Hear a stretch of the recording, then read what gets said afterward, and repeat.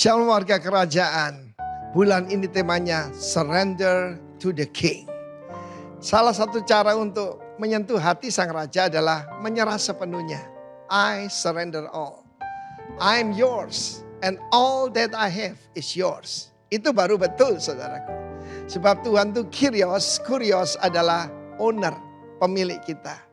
Nah saudara, dalam Yohanes 12 ada beberapa golongan orang. Seperti saya sampaikan minggu yang lalu. Ada yang jadi musuhnya Tuhan. Yudas Iskariot itu juru kunci saudara. Juru kunci bendahara. Ya, bendahara daripada keuangan, daripada kelompok pelayanan Tuhan Yesus. Dia dimasuki roh jahat, dimasuki setan. Jadi musuhnya Tuhan. Ya, dari malaikat bisa jadi setan karena apa? Pride. Di mana malaikat jadi setan? Ketika kita tidak lagi menyembah Tuhan. Ada golongan kedua yaitu murid-murid Yesus. Murid-murid Yesus cuma menganggap Yesus sebagai guru.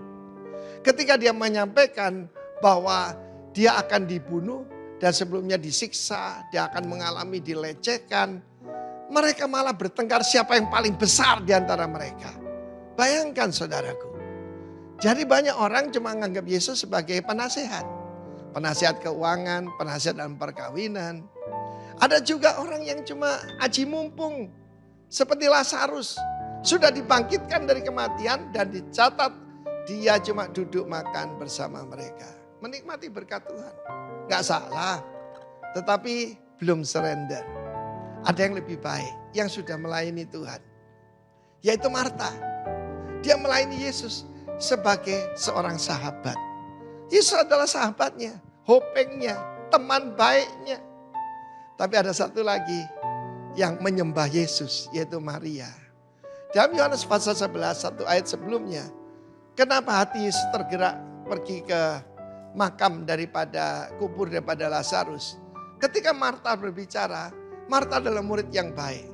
Dia percaya Tuhan akan menolong dan membangkitkan pada akhir zaman. Dan Yesus berkata, akulah kebangkitan dan hidup. Tetapi Maria datang dan tersungkur di hadapan Yesus. Bahkan Yesus menangis. Menangis saudaraku, ikut merasakan penderitaan daripada Maria. Saudaraku, Maria dari Betania yang membawa yang terbaik, yaitu minyak narwastu, dan mencurahkannya di kaki Tuhan Yesus, menciuminya dengan dan kemudian dia melakukan Mazmur pasal 2, serve the Lord with fear, dengan trembling, with rejoicing, cium kakinya, tanda tunduk, tanda surrender. Sebelum kita sampai ke sana, kita tidak lebih dari murid Yesus. Dan jangan ada yang jadi musuhnya Yesus. Atau sekedar melayani. Saudaraku, Tuhan panggil kita jadi true worshiper. Bukan true worker, true worshiper. Yang menyembah Tuhan di dalam roh dan kebenaran. Kebenaran sana adalah reality. Jadi kalau orang bicara tentang metaverse, bahwa kita akan masuk jadi gereja yang bisa masuk ke sana percuma saudara. Karena yang penting reality dan spirituality. Maria mengambil bagian itu. Di mana dia menyembah Yesus. Tanda surrender to the King. Dan kiranya kita semua ya bukan cuma jadi murid yang menerima pengajaran yang indah itu.